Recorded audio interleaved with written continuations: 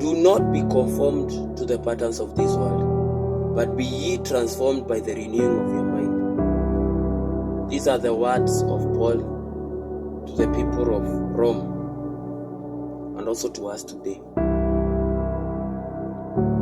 Let's talk about Africa a bit. And let's ask ourselves this question. Are we free? Are we free? I want to leave with you this illustration from the children of Israel. God called them as a nation in this way. He selected one man called Abraham, ordered Abraham to leave his hometown to a foreign land. He agreed. When he was in that land, God appeared to him and he told him, this land, I'm going to give it to you and your generations. He told him, your generation will be slaves for 400 years, but they will come and inherit this land. That promise came down and was also promised to Isaac and later to Jacob. Now, the fulfillment of it came through Jacob. Jacob married Leah and Rachel, and out of them, plus their 2 servants, he got 12 children. Among the 12, one was sold, and he went and became a solution to a problem that arose in the land of Egypt. That problem affected his brothers and his family. So they came to look for relief there. And through that, God established them in Egypt. Later, Joseph will die, and also Pharaoh who made Joseph second in command died, and a new Pharaoh arose who never knew Joseph.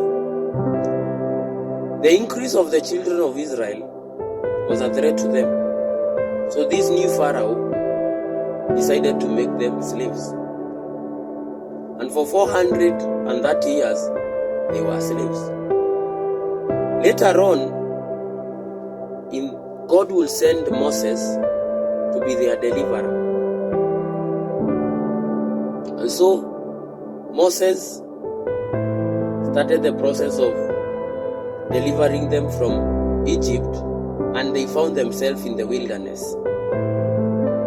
Later, Moses sinned against God, and he was not the one who made them reach the promised land. It was Joshua. So after 40 years of wandering in the wilderness, they entered into the promised land. Now, between Egypt and Canaan, it is estimated it's a journey of 11 days, but they took 40 years. One reason that made them take that long was because of their mental capacity. They still held the mental slavery ideas in them. When a problem will arise, they will complain and they will tell Moses, "You would rather have left us in Egypt, where we would have died, rather than to bring us out there." It took God's grace and mercy to fulfill His word. It took His wisdom to know how to maneuver things until He promised He fulfilled His word that He had told Abraham.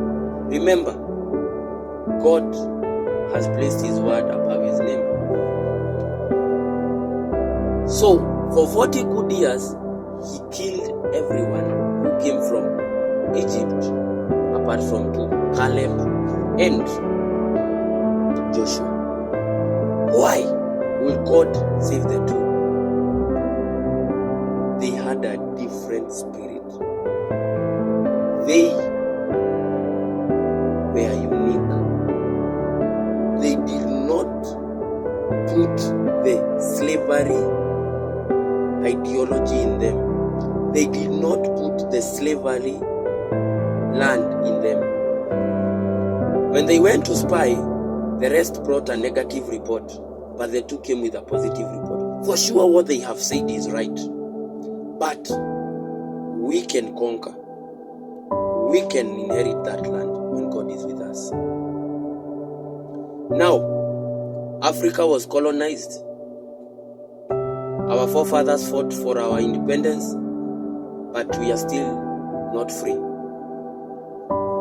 We may be free of having governments. We may be free of doing some things, but majority of our leaders are still enslaved to the colonial philosophy of leadership.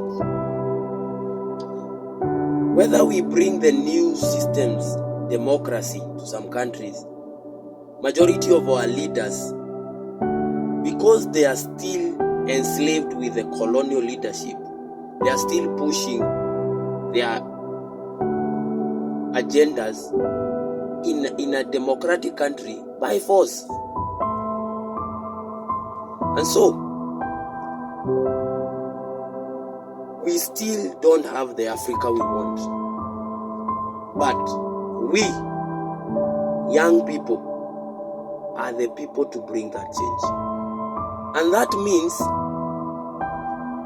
we will need to have the spirit that was within Caleb and Joshua. Yes, we don't have that Africa we want. Yes, things are hard. Things are tough. The image and the current situation of Africa is worsening. But as Caleb told the Israelites, if God is on our side, we can take that land. We need to have that spirit, that the Africa we want is possible. We need to change our minds. We need not to embrace the colonial philosophy of leadership. We need to accept that we are all leaders in the area of our giftings. And each and every one of us has a solution. And each and every one of us needs to play his role. The generation that refused to let go Egypt did not reach Canaan. The generation that has refused to let go the colonial system will not see the Africa we are seeing. Will not see the rise of Africa. Will not see the roar of Africa lower. Will not see Africa sit with other continents as equal partners. Why? Their mental capacity, their mental thinking will be the limitation of them.